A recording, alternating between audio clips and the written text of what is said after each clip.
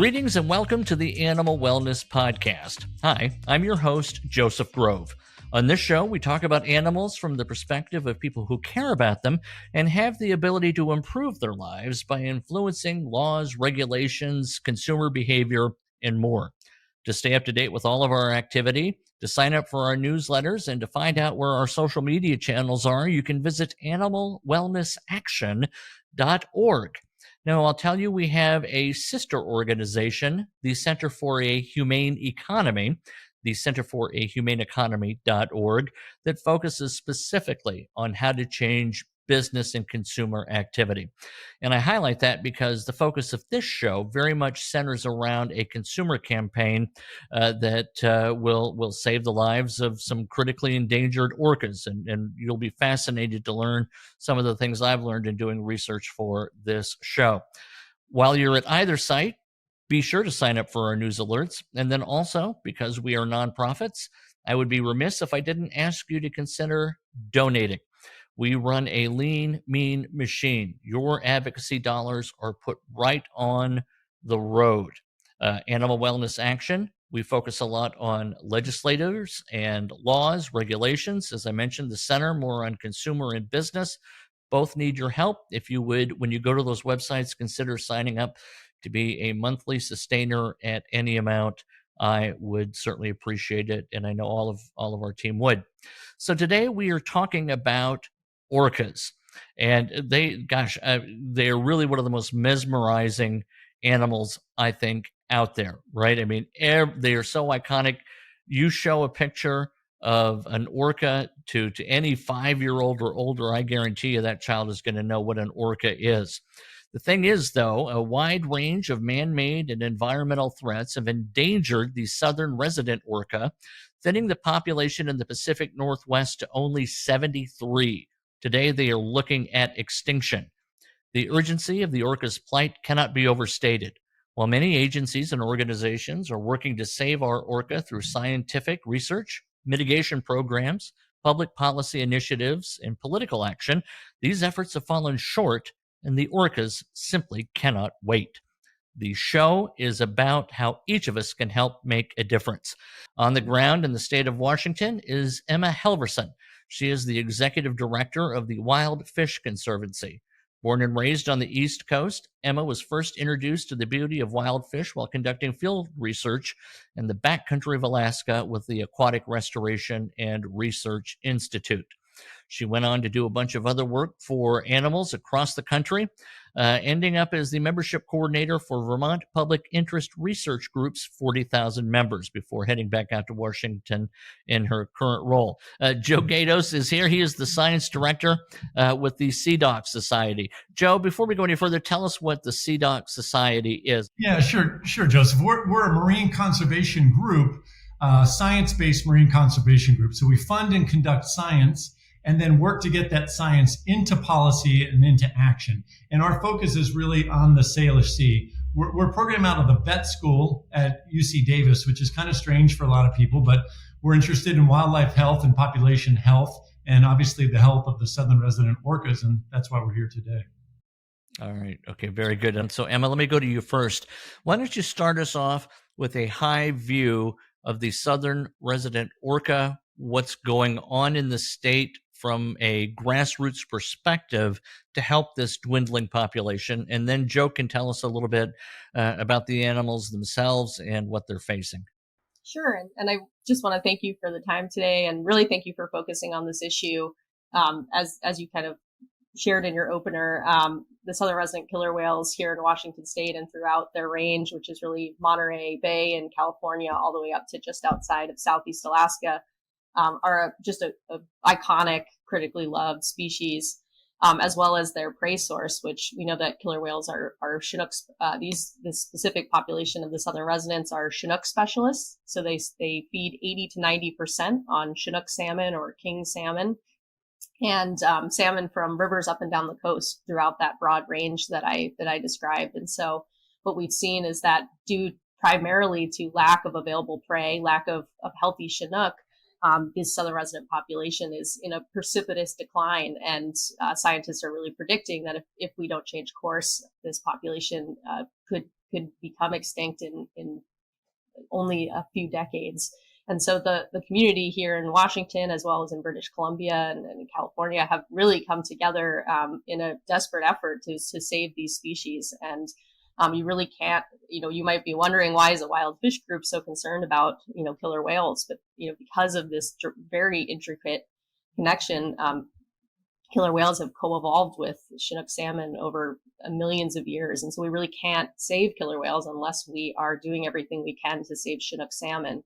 And unfortunately, when we look at rivers really from California all the way to Alaska, Chinook salmon are in really precipitous decline, with very few exceptions. And so the fact that we have an apex predator starving to death really shows that we have a big Chinook problem. And so at least the way our organization has really been working alongside killer whale scientists is to look for opportunities to protect and restore not just the abundance of Chinook, but also the size of Chinook, because we know that Chinook have also decreased in size precipitously since the 100-pound Chinook killer whales evolved to eat. Today, we only have Chinook that are about 10 pounds on average. And so also restoring these larger life histories and the diversity of wild Chinook is another huge way that we're working with the public. Emma, thank you for all that. Jennifer brought to our organization the Swear Off King Salmon campaign. You were just telling us about how the king salmon or Chinook salmon, the populations are smaller in number, but also smaller in size. Talk about the Swear Off King Salmon campaign that you and Jennifer have been involved with. How's that going? Yeah, one of the ways that we've really been, when we think about this lack of available prey for Chinook salmon for southern resident killer whales, it's pretty obvious that not the only place, but one of the places we need to look is at our commercial fisheries that are also harvesting Chinook salmon in competition with these whales. And we've really looked to see, how do our fisheries plans all the way from California to BC and Alaska, how do they consider the needs of killer whales? And unfortunately, what we often see is that they really don't. When we're splitting up the pie of who gets what fish where, killer whales are left out of that pie. And so we have really been working with other scientists and advocates to look for opportunities to really influence management to consider the needs of killer whales. And so when Jennifer approached us to ask kind of for a scientific perspective on this Swear Off King campaign, she was looking for what are ways that consumers can get involved, because what we see is that it can be really confusing for consumers who want to make a really good choice to understand what those sustainable choices are when it comes to purchasing salmon. And I'll talk a little bit later about a specific fishery that we have been investigating that we believe is having a significant harm on southern resident killer whale recovery, which is one that is currently certified by certifiers. And so this Swear Off King campaign is really based on this idea that if you're a consumer and you are looking for opportunities to take action to protect killer whales, make a different choice and don't take a Chinook away from a killer whale. And so this is, I will say our organization does also work on opportunities to develop sustainable fisheries and sustainable fishing techniques that will allow us to have sustainable Chinook fisheries into the future. So we don't believe we can't have Chinook, that we shouldn't be eating Chinook at all, but we really need to rethink the way that we're fishing today, because unfortunately under the existing paradigm, our fisheries really aren't sustainable when it comes to the underlying species that are affected by those fishing practices. And so I think that this campaign is a great way for the public to better understand these issues and the way that harvest is impacting killer whale recovery. Now, this is a national show, right? So, in fact, we're global, which just means that anywhere you have internet, you can hear us. Now, so, I live in Kentucky.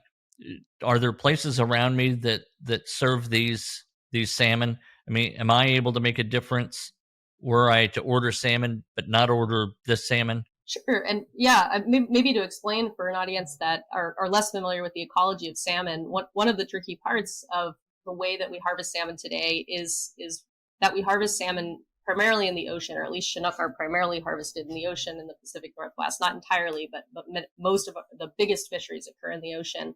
And so because of the way that salmon, the ecology of salmon, they are born in rivers and then they outmigrate into the ocean to feed and grow. And that's why salmon are able to grow to these amazing sizes, and specifically Chinook are able to grow, which are king salmon. Chinook are the largest salmon species. And so when you are fishing in the ocean, you have salmon from Oregon, Washington, British Columbia, Alaska, and they're all mixing together in what we would call mixed stocked ocean fisheries, and really in the rearing habitat or the nursery for these fish. And so when you are fishing in the ocean, there's no way to know what you're fishing on. And so you could be being sold a fish that was caught in Alaska. It's a sustainably certified Alaskan Chinook, but that could be a threatened Chinook from the Snake River, which is, not meeting its recovery goals in Washington and is considered in crisis. And so I think that's where it can be confusing for consumers. But when you're fishing in the ocean, there is no way to protect your weakest stocks. And that's a huge way that we're intercepting Chinook midway through their migration and not allowing them to return to spawning grounds. We're harvesting them in some cases before killer whales have the opportunity to feed. And we also see that, I don't want to dive too far into it, but the way that we fish in the ocean can also impact the size of Chinook, because those Chinook that would stay in the ocean the longest and are the oldest are the most likely to be harvested. And so we have what we would call, as scientists, an age overfishing effect, in which you're only allowing your smaller, younger Chinook to return to their rivers of origin. And obviously, not just for killer whales that need larger and older Chinook. We know with climate change, we need to be doing everything we can to be increasing the diversity of wild salmon.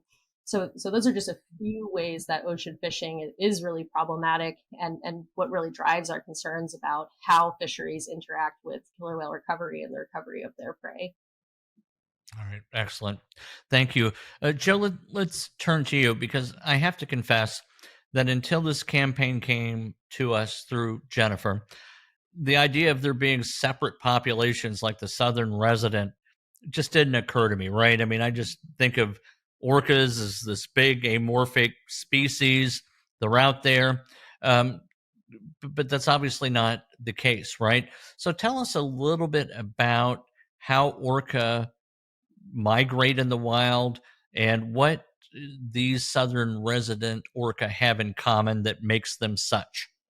Yeah, really good question, Joseph. And so orcas are distributed all over the world. We see more at the poles, South Pole, North Pole, and not as many at the equator, but they can be in every oceanic body in the world. And they're really the most widely distributed marine mammal around the world. But what we've learned over the last few decades is that each of these groups of orcas is its own population. They may have their own language, they have their own genetics, they don't breed outside of their group, and they can specialize in prey.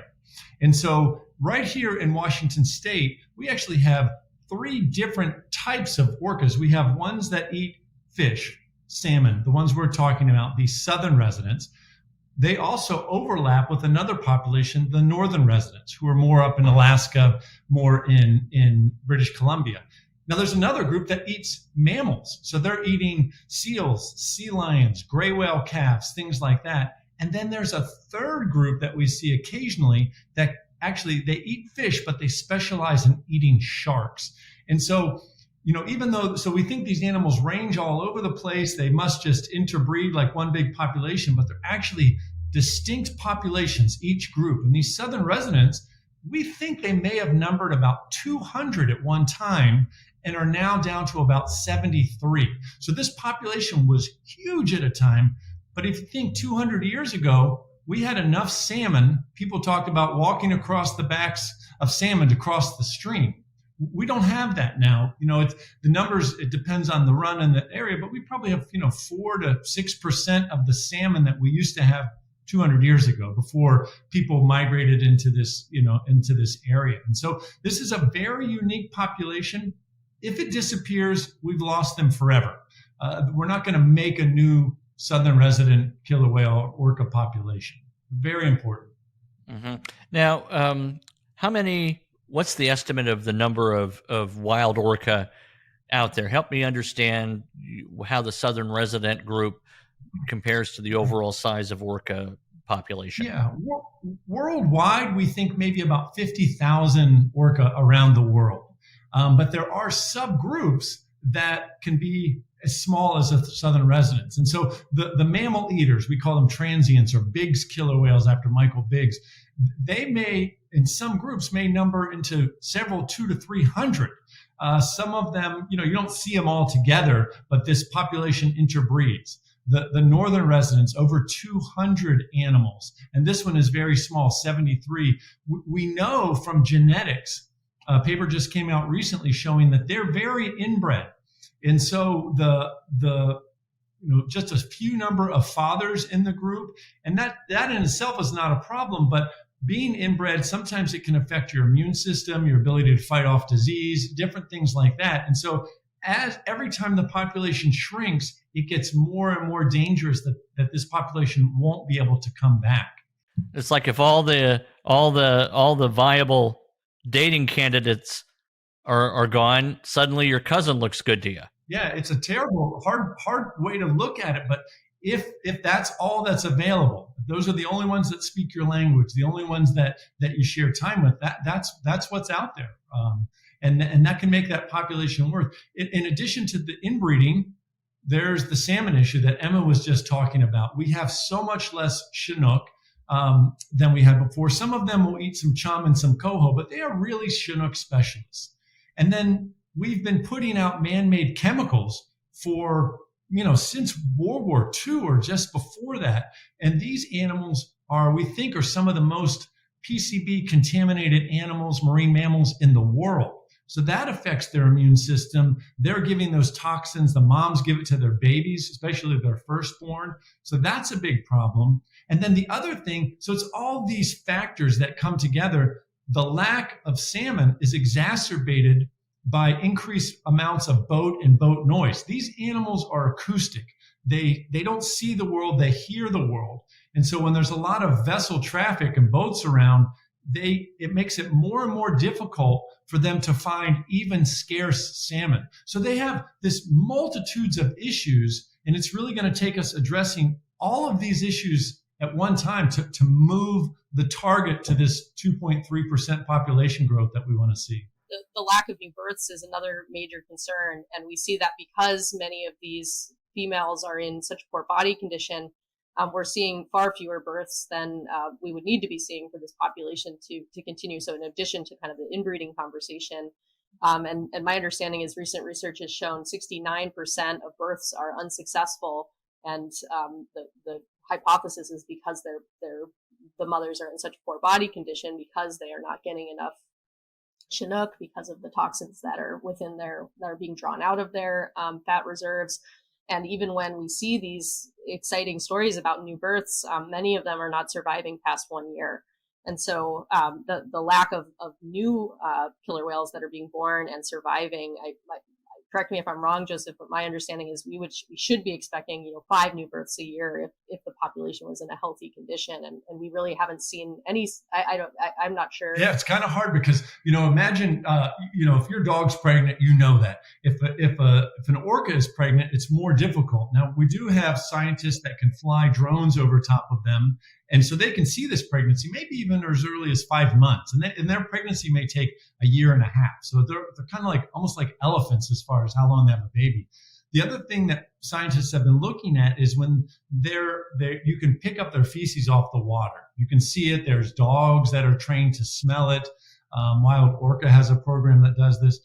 Then you can look at hormones that are in the feces. And so you can look at something like a progesterone that's in there and say, hey, that animal's pregnant. So we think that from the photogrammetry, from these aerial photos and from the hormones, that there's a lot of these animals that are getting pregnant, then losing their calf, or maybe losing it just, early in the first few days before any scientists or whale watchers observe it.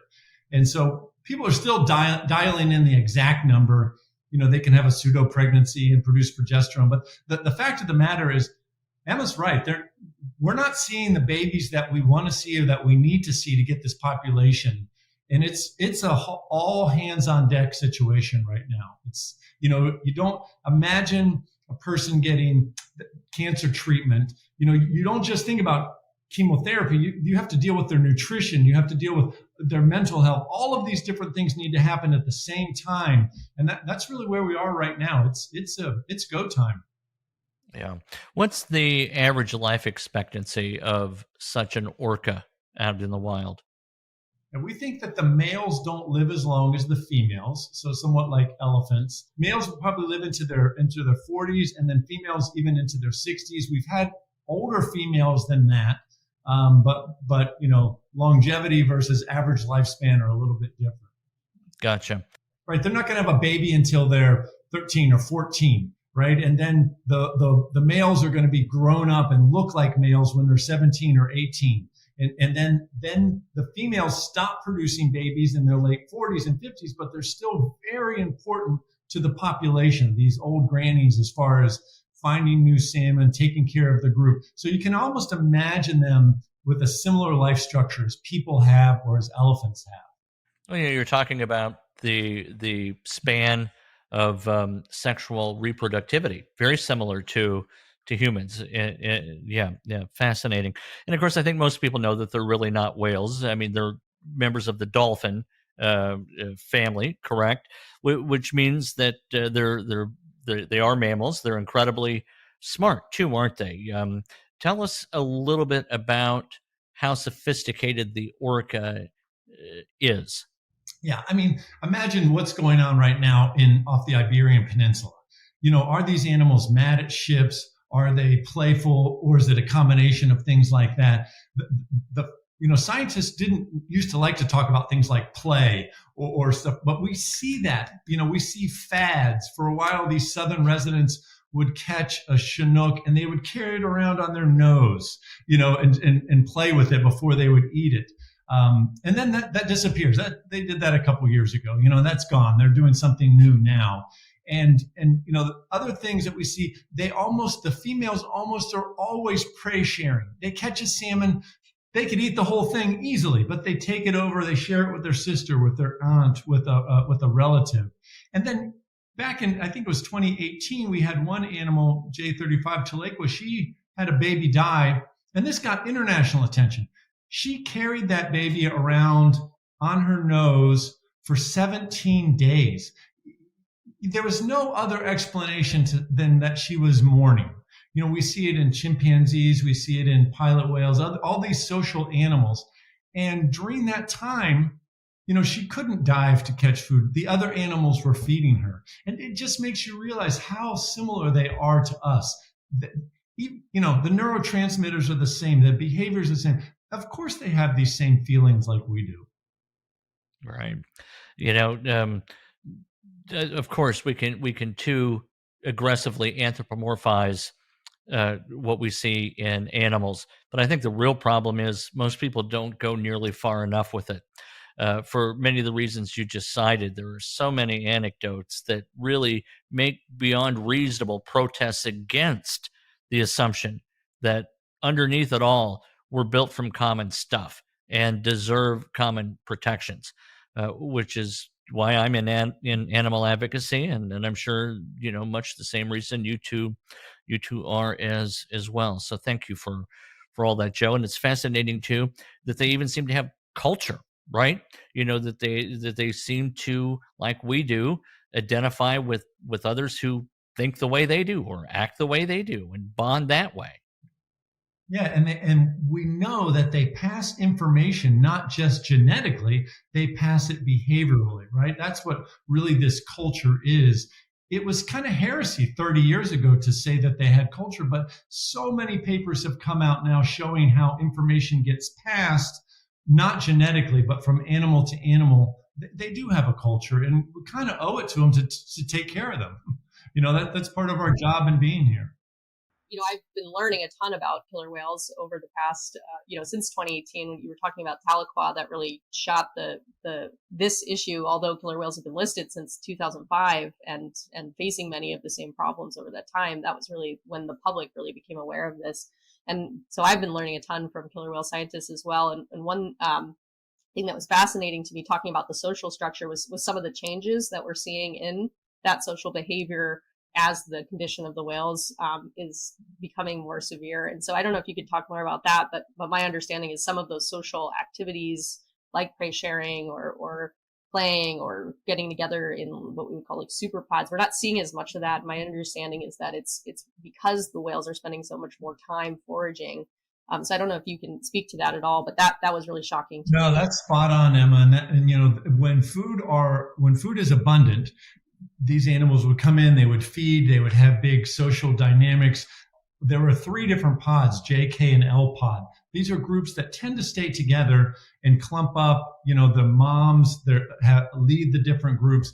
And what's been happening over the last, I'd say 15, even 20 years is that one, we're seeing them less and less coming in the inland waters of Washington and British Columbia.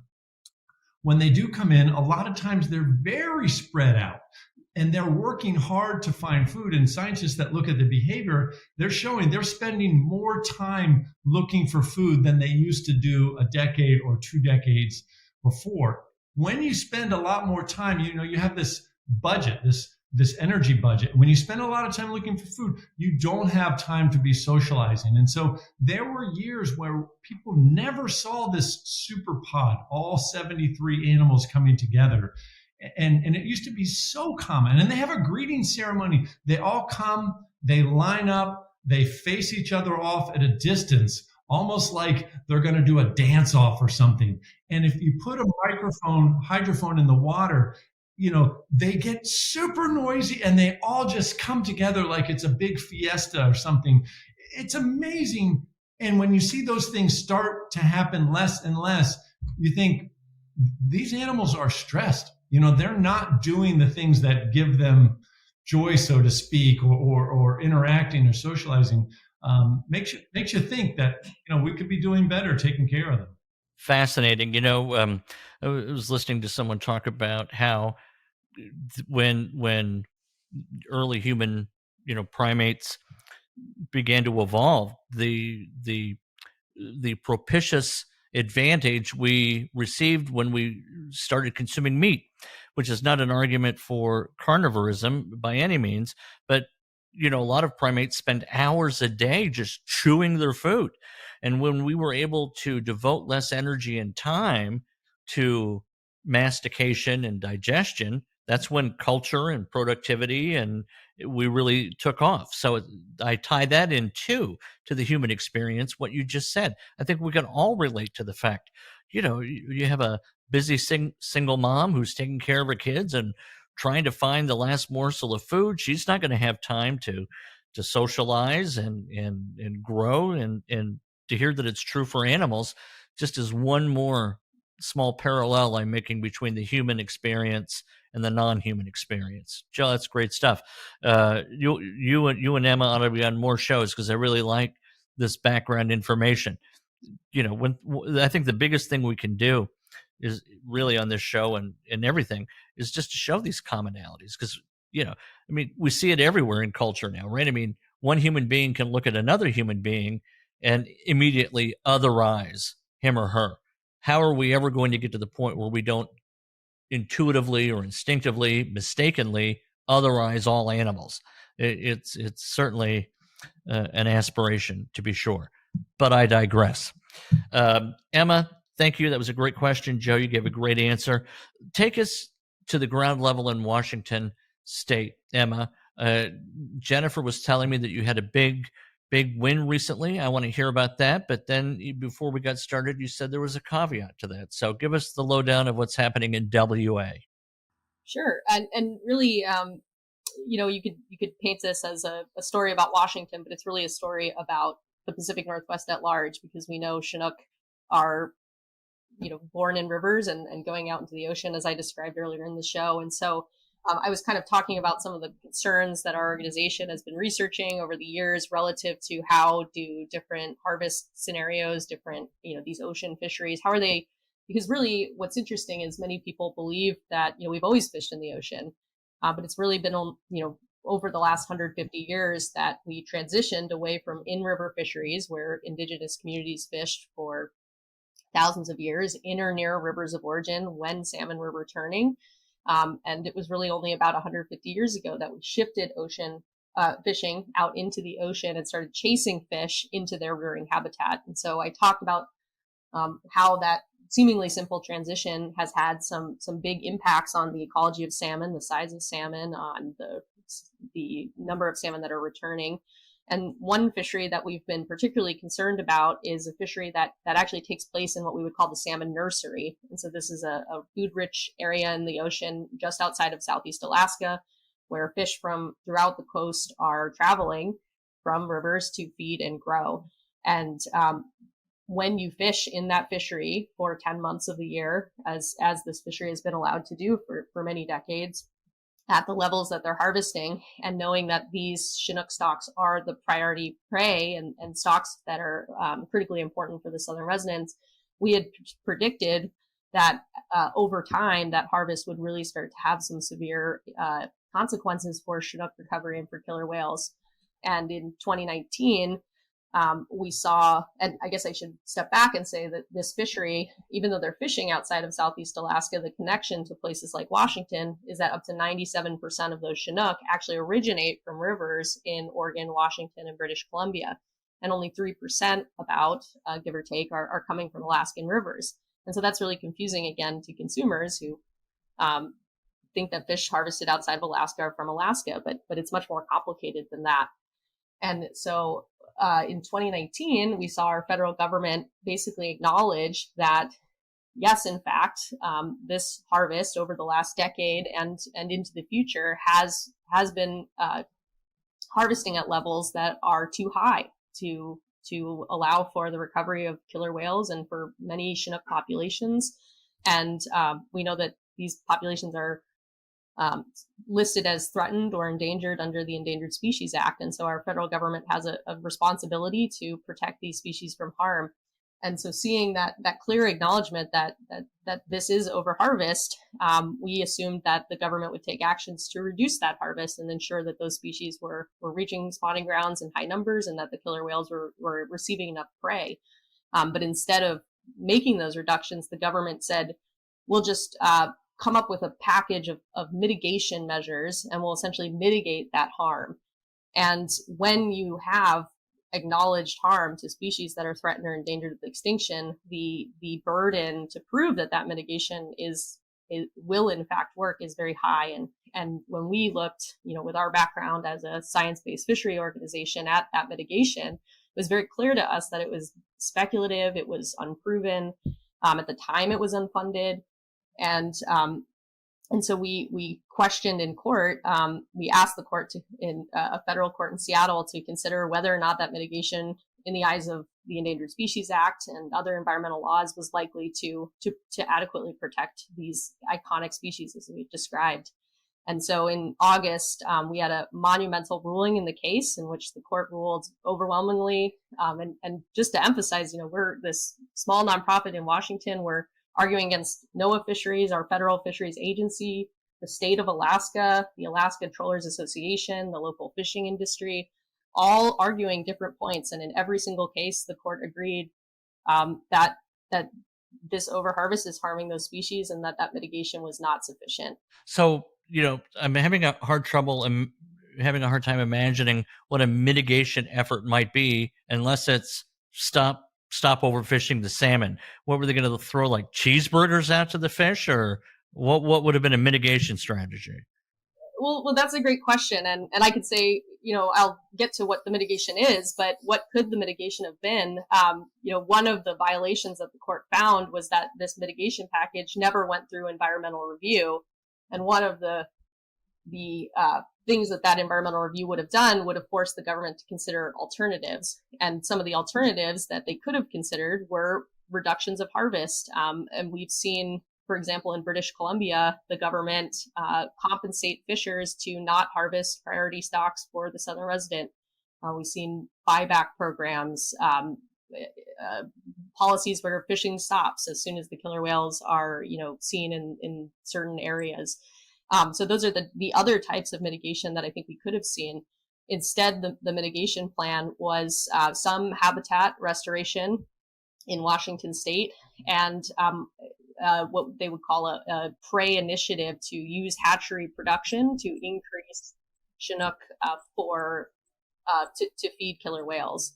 And one of our key concerns is that we know that NOAA Fisheries, the same agency that was implementing this mitigation, one of the 4 major causes of the decline of wild salmon are hatcheries.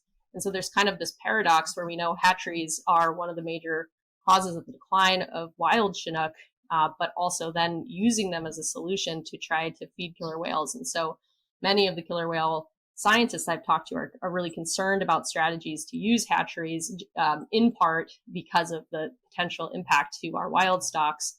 And what we've seen at the federal level, as well as in Washington, where hatcheries are being used as a tool, there's been 0 environmental review, which is incredible when we think that we may have one shot at a strategy to save this whale population and to save Chinook coastwide, and we are implementing solutions without environmental review at every level. And so essentially the court said, this hatchery mitigation plan, these, as well as the package, which included, again, some habitat mitigation, some hatchery mitigation, was not sufficient in the eyes of the court and under the Endangered Species Act, and that they did fail to do environmental review. And so more recently in March, we had really a landmark ruling from the court that said, we found that you violated the law. These violations are serious. And so they directed the federal government to go back and correct those violations. And in the interim, the court found that because absent mitigation that's sufficient, this fishery is just causing harm to these species, and these species can't withstand any harm. We should be recovering them and trying to stop their decline, not continuing harm. So it was a huge ruling in which they halted that fishery until NOAA can correct their violations. And the caveat, before I move on, I should say that this decision is enormous, not just for killer whales. This decision would halt the overharvest of the priority prey of the killer whales. It would make immediately more of their prey available. We know these whales have been lacking available prey since nearly 2005. And it's going to allow Chinook to return in far greater numbers to rivers from Oregon all the way through British Columbia, as well as in Alaska. And one piece of the story that I just want to mention that's taking it a little bit away from the ecological benefits is that we also know that many of these communities in Washington, Oregon, and British Columbia have seen their stocks harvested far from home. And so for decades, we have seen reduced fishing opportunity, local communities sacrificing their own relationship with salmon while also shouldering the burden of southern resident killer whale and Chinook recovery in their local rivers. And so we really see this as also a reshuffling of this historical inequity for those communities. Joe, does that sound like all good news? I mean, problem solved? Yeah, no, I mean, it's really important to, like I said, we have to address the salmon thing. What Emma is saying is we can't just manufacture salmon. We can't do the hatcheries. We learned that maybe that's a short term, but we need these really long-term things. But to get to the long term, we have to keep the fish alive now so they can get back to the rivers. And I think, Emma brings up an important point that just as much as the Southern Resident Orcas need these Chinook, we have so many tribes and First Nations in Washington and British Columbia that also need these salmon. And so we have to do everything to get the salmon to them. Their culture is dependent upon the salmon, just like the Southern Resident Orcas are. So it's an animal welfare issue, and it's also it's a human rights issue, really, in Washington State and British Columbia. Good answer. So Emma, what's next, right? Where is this? Is this a done deal? Can we breathe a sigh of relief? Yeah, unfortunately, I think for the Southern residents, we can't breathe too soon. We've got to stay diligent. And in this case, of course, and I don't want to diminish, there clearly is an economic impact to Alaskan communities because of this fishery.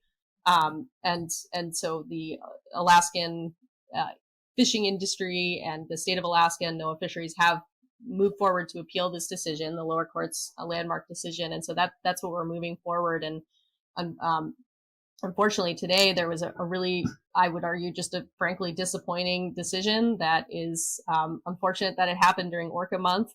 That basically the fishing industry is saying, okay, well, the lower court was saying shut down our fishery. Well, NOAA corrects these violations. They're basically saying, let's keep this fishery open since this is under appeal. And so throughout the appeal, they were arguing that the fishery should remain open. And the primary argument was economic and political. And unfortunately, we saw today a decision from that appellate court. It was a panel of 3 judges, and they they made a decision that, frankly, I think is disappointing. But they said that the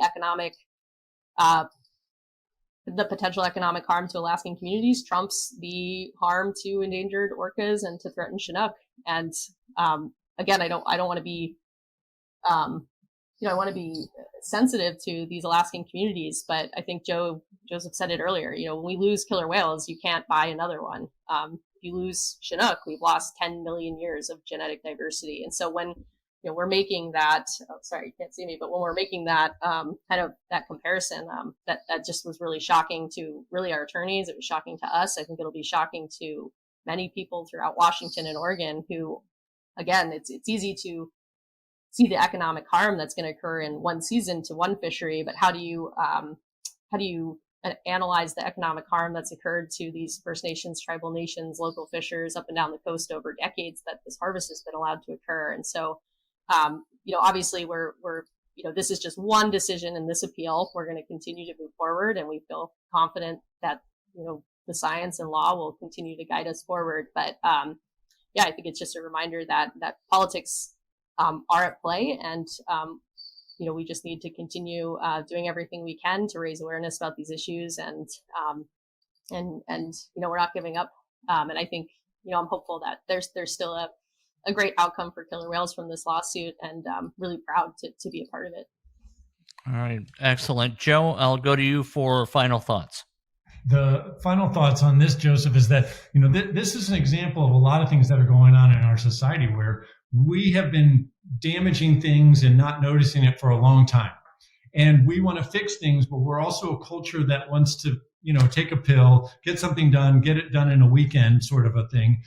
These are long-term issues that have been created over time. We need to be in it for the long haul. And the first step, do no harm. We can't keep doing problematic things right now. We need to make long-term investments in habitat and removing chemicals.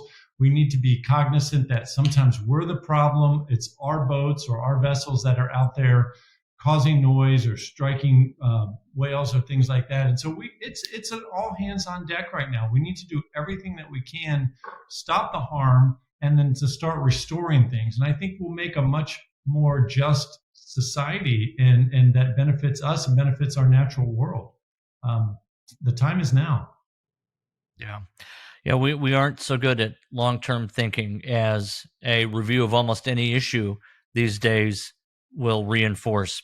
But thanks to the two of you, it sounds like maybe we're doing a little bit of good for at least a few animals who desperately need it, and magnificent creatures they are. So Emma Helverson and Joe Gatos, thank you so much, not only for the work you're doing writ large, but also for taking time out of your schedule to be on the show today. I appreciate it. I wish Jennifer could have been with us. I know she's going to be sorry that she couldn't attend as well. We want to thank our listeners, too, for tuning into the Animal Wellness Podcast. Do appreciate it. Go to animalwellnessaction.org or centerforahumaneeconomy.org. Sign up for our newsletters. Consider maybe sending us $5, $10 a month, whatever your budget can afford. Don't order the king salmon, right? That's the least you can do there, if nothing else. And you can find this show on iTunes, Podbean, Stitcher, or Spotify. We'll be back soon with another episode of the Animal Wellness Podcast. Thank you, Ryan Savell, our producer. I've been your host, Joseph Grove.